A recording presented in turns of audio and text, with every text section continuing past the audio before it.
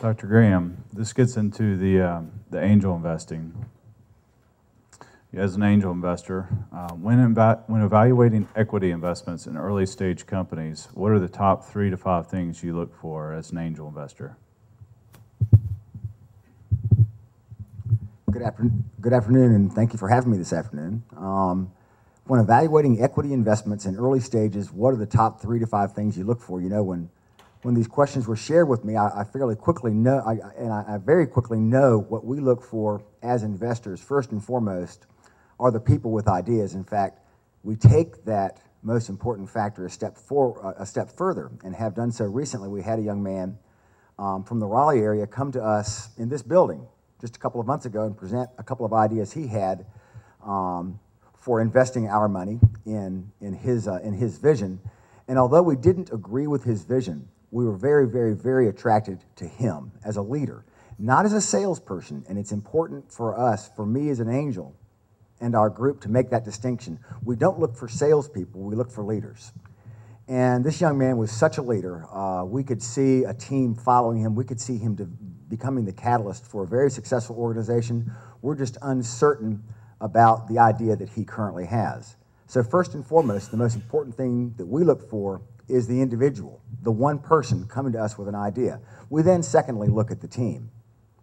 And today, and this contrasts with, I've been with the Wilmington Investor Network, and just as an aside, I heard some remarks shared over at the special table for we panelists.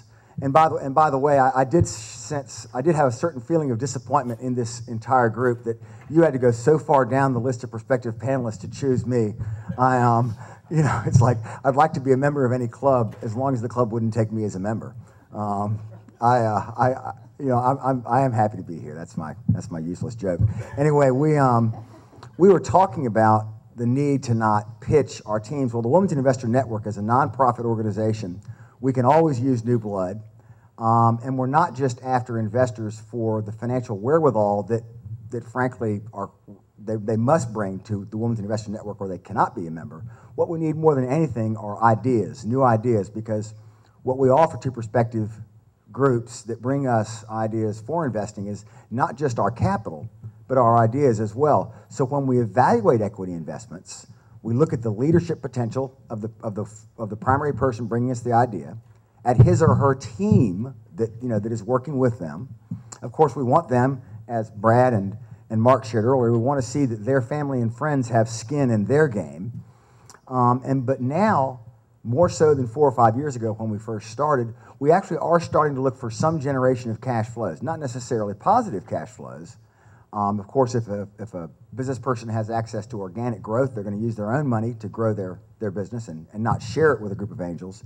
But we want to see an existing business platform. We want to see them having made sales in whatever business endeavor they're pursuing.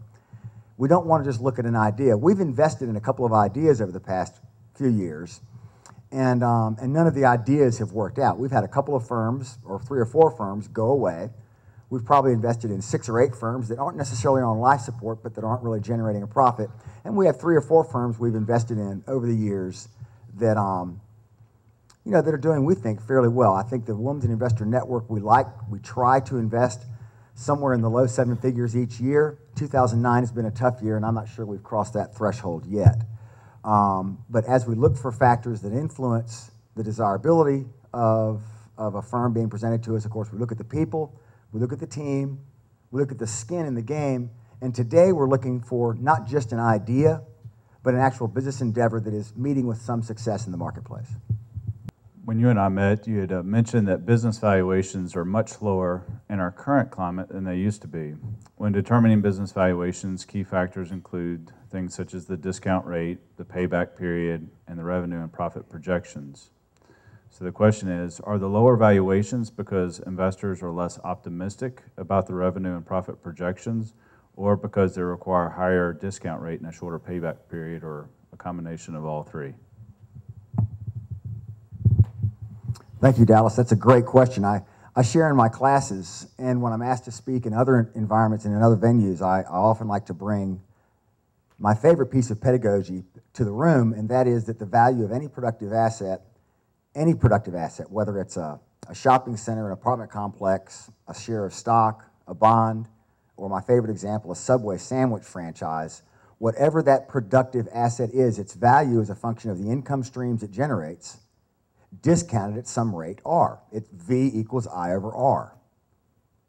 And this question that Russell provided me appeals directly to that little piece of pedagogy, that tool I use in the classroom and as an investor.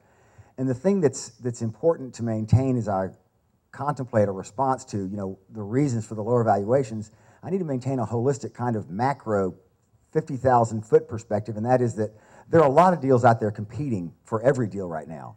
And there are a lot of fairly low-risk deals, and I mean very low-risk deals that are yielding 8, 9, and 10% interest. I mean, these aren't liquid deals. These are primarily real estate, lower middle income, single-family housing, that kind of thing we've been looking at. But very low-risk deals that really are offering dividend yields of 8 and 9 and 10%.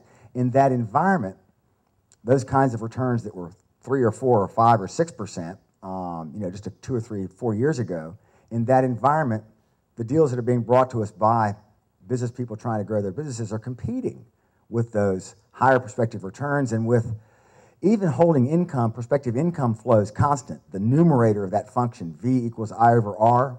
As the R goes up, as the required return, that I over R, as that denominator gets bigger and bigger and bigger, the value of a given endeavor is going to get smaller. That's the first squeeze. The second squeeze is, in the current economy, income expectations, even for lower middle income real estate, like some of us have been looking at, income expectations have also been lowered. So we have both reduced economic expectations in the numerator, the I of V equals I over R, and we have enhanced, increased, and highly competitive required returns, the R in V equals I over R. So the denominator is getting bigger and pushing the value down. The income's getting smaller and pushing the value down. So you need, as you bring a deal to a group like the Wilmington Investor Network, you need to be realistic in your valuation expectations. I'd say valuation expectations today are, for the same business we looked at 3 years ago, are half what they were 3 years ago.